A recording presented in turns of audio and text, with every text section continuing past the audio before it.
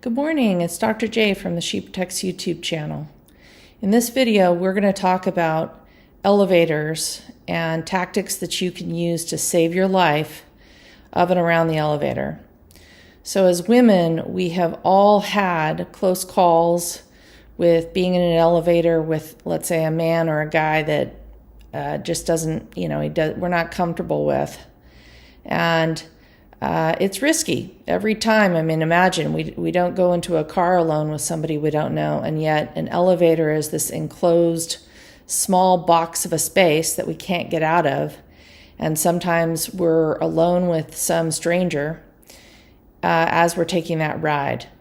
So today I'm going to give you 3 tips on how to position yourself and act while you are in an elevator situation. So if this is something that interests you, stick around because we're going to get into it.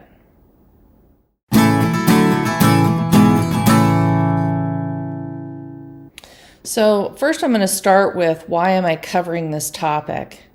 And I'm covering the topic because it is very common for women to be attacked while they're in an elevator or waiting for an elevator. And therefore, it's worthy of a video.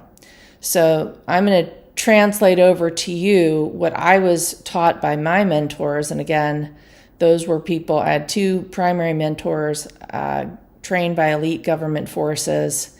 And I have utilized this knowledge since the day that I learned it. And it makes sense to me, and I'm going to pass it on to you. So tip number 1 is about positioning. Actually, all of these tips are about positioning. But the first thing you want to do is you want to position yourself in the front of the elevator, not the back, not the middle, the very front. And you want to do this so that if you have to scoot out in the last minute, you're able to do that and get to the door and you're not trapped, stuffed behind people, the person or the potential perpetrator that may be in the elevator with you. So you want to be able to have a quick exit, position yourself at the front of the elevator.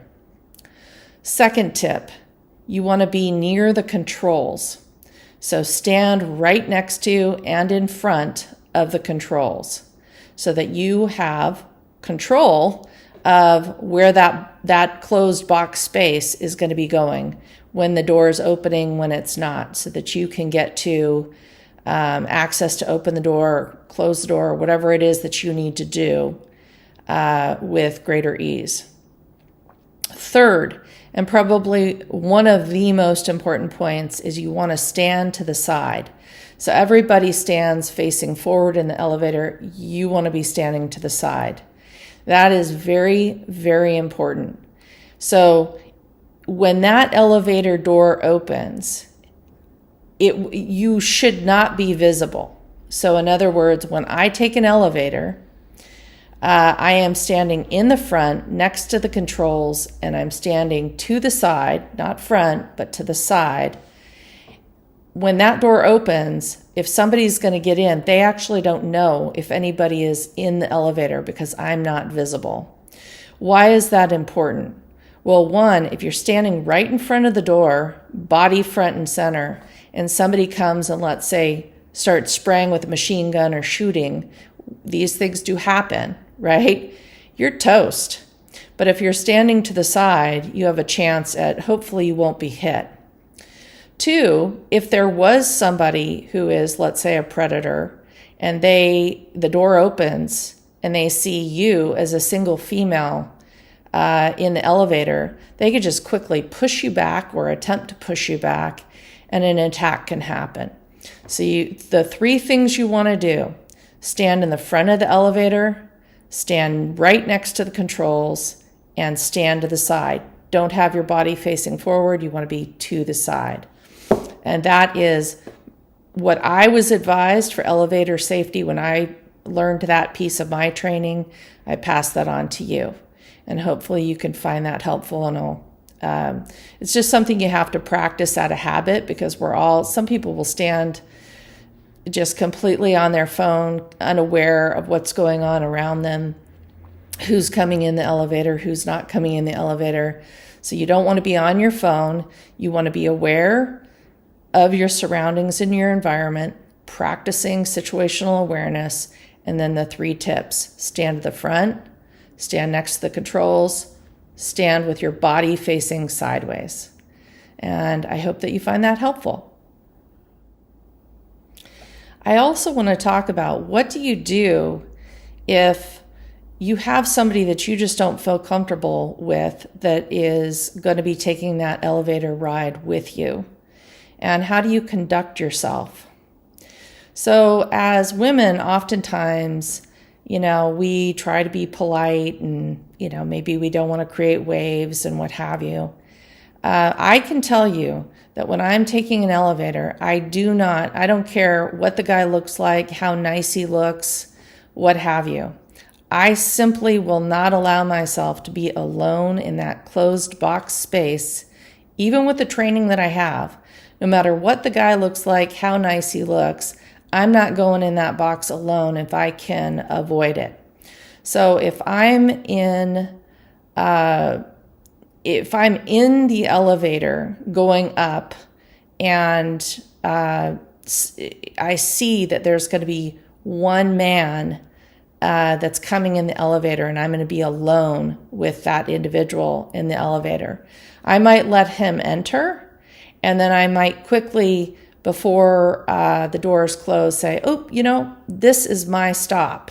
And I'll just exit the elevator and I'll catch the next one.